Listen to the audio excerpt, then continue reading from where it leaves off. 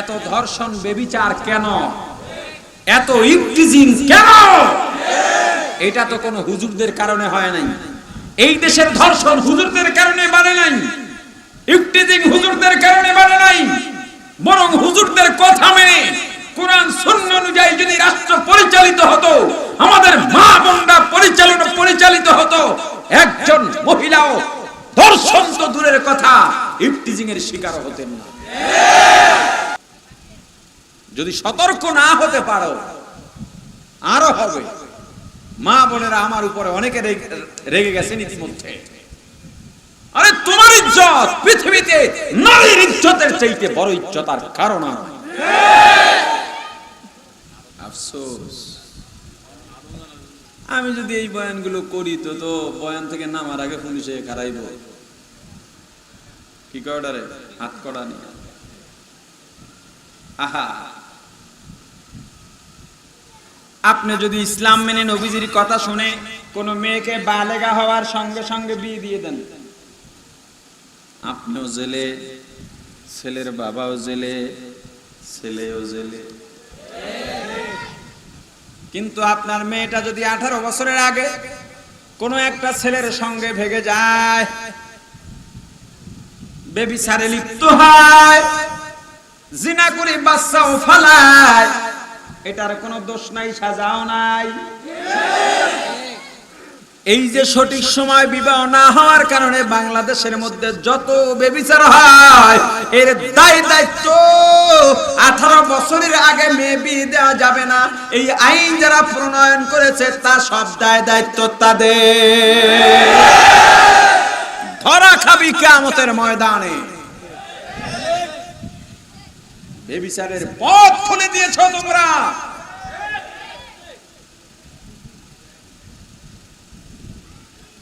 আমরা বেবিচার আর ধর্ষণের বিরুদ্ধে এবং নারীর সম্মানের প্রতি সবচাইতে যত্নশীল উলামায়ে কেরাম ইসলাম।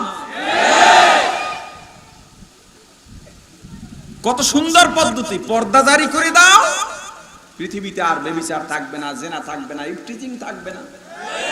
চ্যালেঞ্জ। বরং তুমি নারীকে রাস্তায় নামতে উদ্বুদ্ধ করছো কেন? তুমি একটা লুচ্ছা। নারীকে বাজারের পণ্য বানাতে চায়, নারীকে উপভোগের লালসায়, উপভোগের সামগ্রী বানিয়ে লালসা পূরণ করতে চায় এই লম্পটের গোষ্ঠী। যারা বলো আমার অন্তর ঠিক আছে, পর্দা না করলে কি দিল ঠিক আছে? দিলের পর্দা বড় পর্দা। তোমার অন্তর ঠিক থাকতে পারে, কিন্তু পর্দার আমল যদি না হয়, তুমি খাঁটি মুসলমান হইতে পারো না, তোমার জন্য জান্নাত নাই।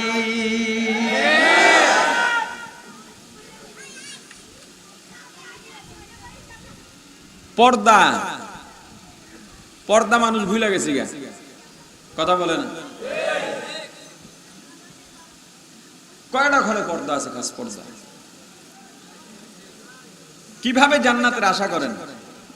ইমাম সাহেবের গিয়া বড় বড় ধমকও দেন, কোন আপনাদের মতো জানি না অতটা, কিন্তু কমও জানি না, এমন বলে না অনেকে। আপনার ঘরে তো পর্দা নাই। পর্দা কি তাই তো আপনি বোঝেন না। পর্দা করা জোরে জোরে। এই ফরজটা ভুলে গেলেন কেন? বেপর্দার কারণে আজকে সমাজে সমস্যার অর্ধেকের বেশি বেপর্দার কারণে।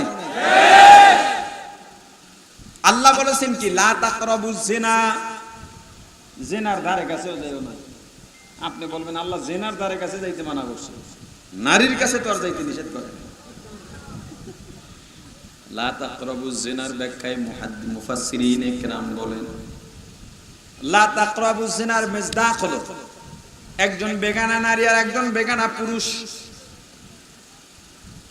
একই রাস্তা দিয়া দুইজন দুদিক থেকে আসতেছে। চোখের পাওয়ার যত দূর যায়, চোখের পাওয়ারের শেষ সীমানা একজন বেগানা নারীকে দেখা গেছে।